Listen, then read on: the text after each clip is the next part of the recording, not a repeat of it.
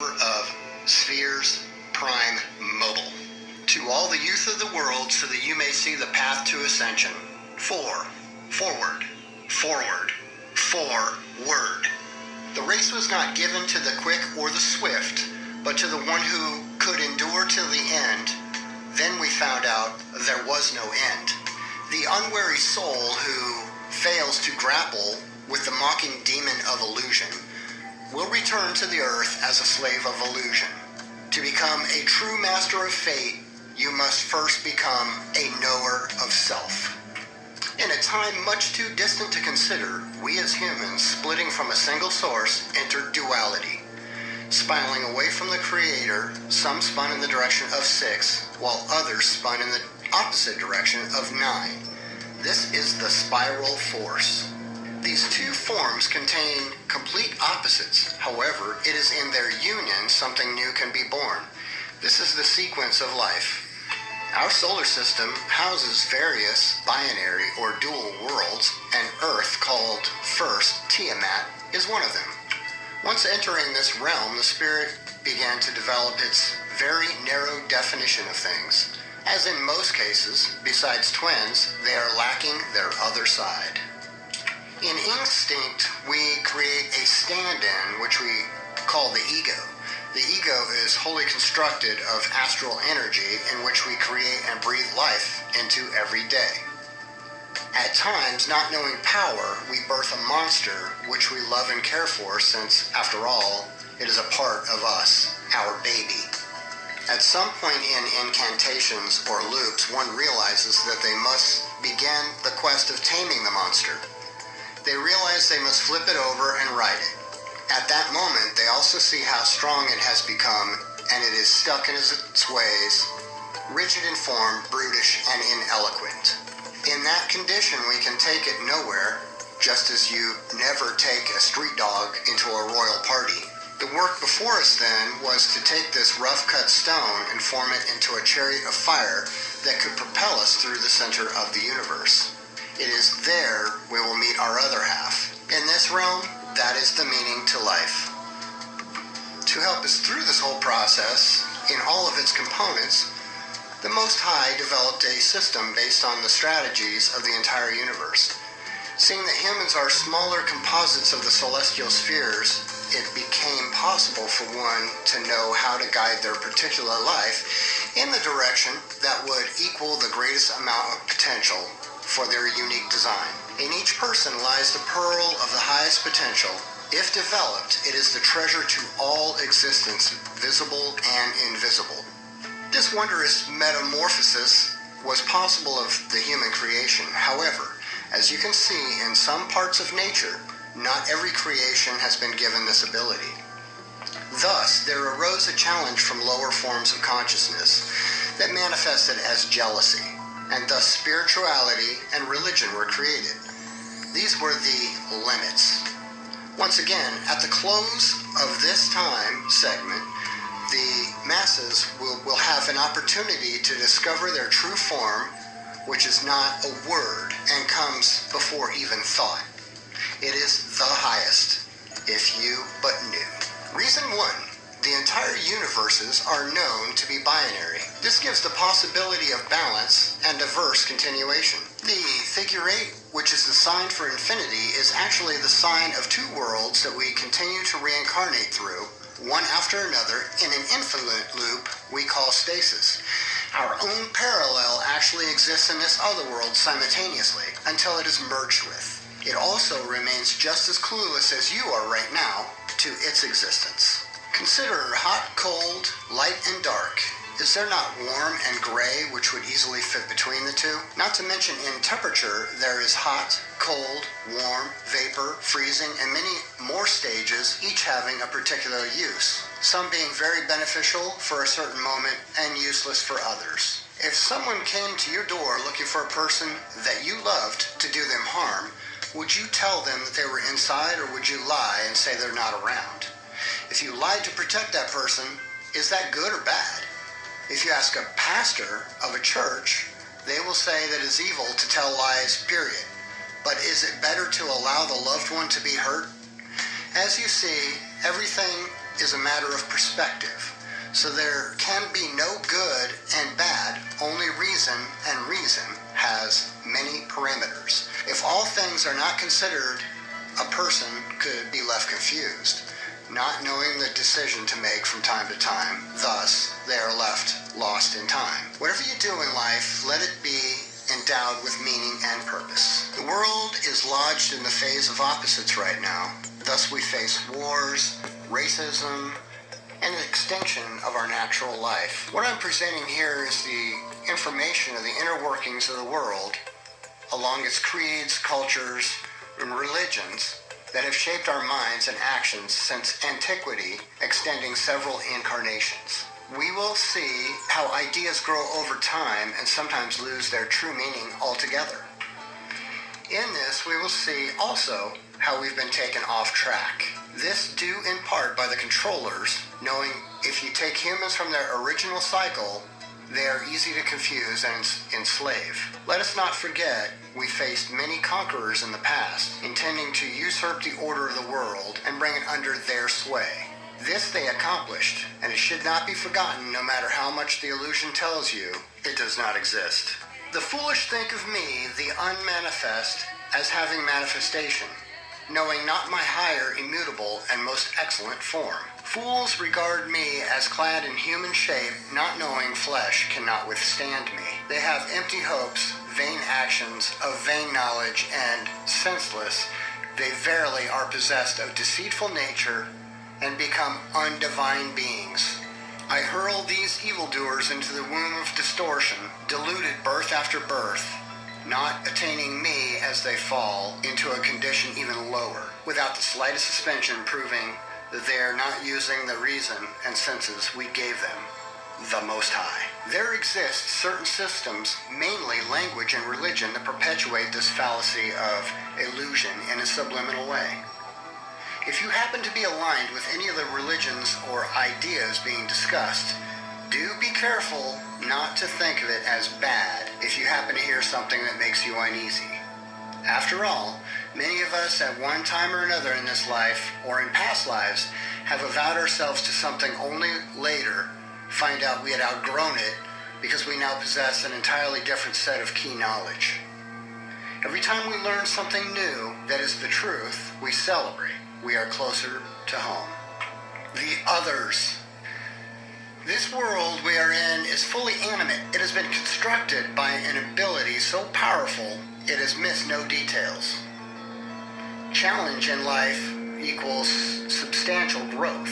It is, after all, the constant lifting of heavier weights that makes a person strong. Those weights we must lift are actually other life forms that are very dense, slow-moving vibrations. Those weights, when attached to us, make us wait right here on Earth, burdened down and unable to fly. Those of us who are divine positive are attracted to the light, and thus we must get light by releasing the weight. But wait, the complexity of the Creator exists within its creation, and there are many of us. On third density, we all appear to be about the same. 2 arms, 2 legs, a head, etc. Although if you had the ability to see individuals' astral form, no 2 forms would look the same. Some you would see as infused with animal natures, extraterrestrial life, unknown elements and essences, and everything else that they had accumulated in the past existences, all comprised in one auric field. When that field is placed on a humanoid body, the outer shell looks similar enough to allow you to get along in society. We are all something much more different than what is seen in the mirror. So we must never be confused that the reflection is the complete you. On other dimensions, there are so many life forms they cannot be cataloged. It would be much more difficult than listing every type of insect, plant, fish, mammal, each exist on such a small planet as Earth. On their dimension, they have a spirit form, the breathe, flows through all living creatures. When they take physical form, as we have, they combine with what is most like their character. The ancient knowledge was to know how they appeared in the seen world, how to communicate with them, and which ones to avoid. Many of these beings had no concern for the humanoids whatsoever themselves, being either much too dense to comprehend human life or much too developed to waste thought on something so distant and primitive. There are beings who, in fact, are closer to us in proximity of creation and also endowed with reason. They possessed a fiery and airy nature and known now as serpents. Mankind's history with the serpents is undeniable. For example, in Colombian mythology, Bashu, the primordial woman, was called Serpiente Celestial, or celestial snake. Mesoamerican cultures worship Quetzalcoatl, the feathered serpent, as they await his return, just as Christians wait for Jesus. The Egyptians called them Netiru and said that they come from heavenly boats, and set up priesthoods whose priests were called Jedi. Sound familiar? The Sumerians claimed their ancestors were reptilian Anunnaki who genetically modified them to be slaves. It is of value to keep in mind the Sumerians say that they were hybridized and made as slaves, while other legends simply say they were intermingled with their population. In Ethiopia, stories and ancient statues can be found of the serpents known as Naga. These Naga also went to Persia and China. Nagasaki was named after the serpents who migrated there. In Japan, the dragon Yasha is a protector of Buddhism. The Celts made mention of Druid adders, or great serpents that came to instruct them in mystical arts. The Hebrews speak of the serpent Nagash, who was ever giving them trouble and misguiding their people. The Arabs produced thousands of codex warning of the serpent Shaitan and his cunning ways of making man and women fall short. It is safe to say that we can identify at least one non-humanoid being that is in fact interfaced with our life cycle. And this is only one, but there are many more. Thus, we should be able to establish that we are not alone. Reason 2. The Maya clearly show they had already pledged allegiance to a group of masculine serpents. The serpent races are just as vast as our own. Many of the serpents are on a collective mind, thus they are really out to accomplish their own agenda and stop at nothing to see it through. Humans are looked at as a source to most of them. They are supremacist warrior class. Also, some have mated with the human race, trying to protect their hybrids as extended family. Many of the ancient reptilians despised this union, and thus a war has ensued amongst the elders and the siblings. Reason 3. In the Egyptian glyphs, it clearly shows much larger humanoids inhabited the land. They are the Nephilim, bent on world domination and enslaving what they called inferior humans. They exist now in spirit form. This is beyond Alexander the Great and Constantine. In fact, this is where they drew their power and destiny from. They were just human catalysts. Hybrids themselves, although their legends are so shrouded in myth, it does them little credit to the truth of their origin. Alexander was known as the Great Two-Horn, and by the Arabs, Dul Qarnayn, who built the wall. The correct knowledge actually makes your spirit larger. Knowledge is food for the spirit. When this happens, just like fish has gotten too big for its tank, you must move on. This is no different than having a small bike as a child that takes you everywhere you need to go, as your child range is a lot smaller. When you get older, you may need a car, plane, or even a ship depending on where you're intending to travel. The body itself, when developed, is the vehicle to traverse the cosmos, and it must now be prepared to do such a thing. This is a vastly populated territory we speak of, and it contains the experiences you will need to continue growth. We will discover that all the things we have gone through in life have served us to get to that point. It is only of value to realize that since nothing is absolutely still, you must continue to move. This is the nature of our entire universe. Nothing dies. Even if you blow it up, it will still become an infinite amount of pieces, whatever it was before. It is a wondrous age we have entered as we watch the myths of the illusion dissipate. The hot spiral of reality permeates the globe. We are awakening as children of giants from a long slumber, realizing that we have been living a long dream. As a planet, we have seen many ages that are part of a large growth cycle. This is the process of turning dirt into gold. One thing we can be sure of, since man and woman have triumphed through the Stone Age and now meet the end of the Space Age, we most certainly intend to continue on to what is next. Reason 4. From the Stone Age to the Space Age was made to look so easy a caveman could do it. Have you asked yourself where our world is headed next? What do you think organizations like NASA, Lucent, and Sony are really doing with now trillions of dollars? Like a game of chess, you anticipate the player's next move. So we see that it is the age of ether we are arriving into, or simply put, spirit. Now we can begin to do things that only made up the fiction portion of our previous ideas and imagination. The weight of the body, which is now the cube, will be shed and will be open once more to higher senses. We would do well to develop and train these senses now. As we speed up and things take place, it will not be time to practice. There's no doubt that we will experience a new aeon. We are all adepts of motion, alkalites of the flux. We populate the galaxy and thus have solidified our way through the harmonic cosmos.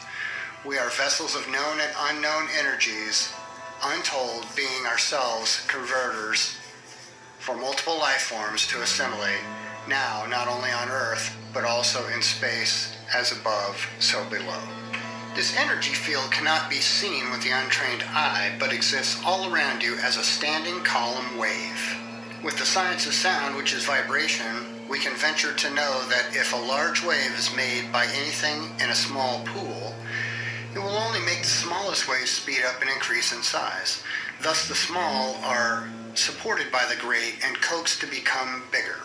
Since these bigger forces are now sending out stronger waves than ever, our choice is that we face that bigger wave. Can we ride it, or will we wipe out and hope to catch another? We can be sure that we cannot be destroyed because the soul within us, a gift by the Most High, is immortal and without end. But you can be made to forget, which is called the second death. When a person really assimilates the other sentient things in existence, it opens them up to a better understanding of the Most High through diversity. This also allows us to make a sober estimate of ourselves and where we personally stand in the levels of matter.